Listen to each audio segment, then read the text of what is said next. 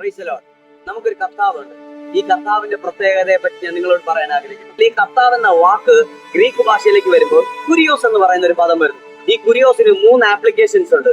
3 രീതിയിൽ നമുക്ക് ഇതിനെ വ്യാഖ്യാനിക്കാൻ സാധിക്കും. അതിൽ ഒന്നാമതായി കുരിയോസ് എന്ന് പറഞ്ഞു കഴിഞ്ഞാൽ സുപ്രമസി ഇൻ അതോറിറ്റി എന്നാകുന്നു. അതായത് ഈ കർത്താവ് ആരുടെയെങ്കിലും ജീവിതത്തിനകത്ത് സുപ്രമസി വെളിപ്പെടുത്താൻ തുടങ്ങിക്കഴിഞ്ഞാൽ അതിനർത്ഥം അയാളുടെ ജീവിതത്തിൽ എന്ത് വരണം എന്ത് വരരുതെന്ന് തീരുമാനിക്കാനുള്ള അധികാരം ഈ കർത്താവിനുണ്ടെന്നാണ്. ഇത് നമ്മുടെ കർത്താവായ യേശു നല്ല കർത്താവാകിയാൽ ഞാൻ ഇങ്ങനെ തന്നെ പറയാൻ ആഗ്രഹിക്കുന്നു, നമുക്ക് ദോഷമായിട്ടോ തിന്മയായിട്ടുള്ളതൊന്നും തരുവാൻ നമ്മുടെ കർത്താവിന് താല്പര്യമില്ല.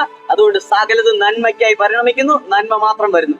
രണ്ടാമത്തത്, ഈ കർത്താവ് എന്ന് പറഞ്ഞു കഴിഞ്ഞാൽ കൺട്രോളർ ബൈ ഇംപ്ലിക്കേഷൻ എന്നാകുന്നു.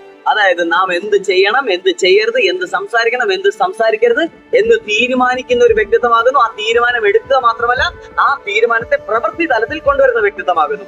അങ്ങനെയാണെങ്കിൽ ഞാൻ നിങ്ങളോട് പറയട്ടെ, യേശുവിനെ കർത്താവായി ഉള്ളത്തിൽ സ്വീകരിച്ചിരിക്കുന്ന നിങ്ങൾക്കാർക്കും അല്ലെങ്കിൽ നമുക്ക് ഓരോരുത്തർക്കും ഒരിക്കലും തെറ്റായ രീതിയിൽ ജീവിക്കാൻ സാധ്യമല്ല. യേശുവിന് വിപരീതമായി പോകാൻ സാധ്യമല്ല. കാരണം നമ്മുടെ കൺട്രോൾ യേശുവിന്റെ കയ്യിലിരിക്കുന്നു. അങ്ങനെയാണെങ്കിൽ മൂന്നാമതായി ഈ വാക്കിന് വേറൊരു ആപ്ലിക്കേഷൻ ഉണ്ട്, മാസ്റ്റർ എന്നാകുന്നു.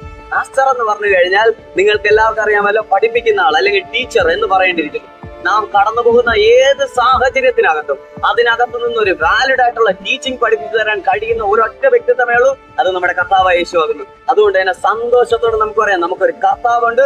ഈ കർത്താവ് നമുക്ക് നന്മയായിട്ടുള്ളതെല്ലാം തരുന്ന കർത്താവാകുന്നു. ഈ കർത്താവ് നമ്മെ പഠിപ്പിക്കുന്ന കർത്താവാകുന്നു.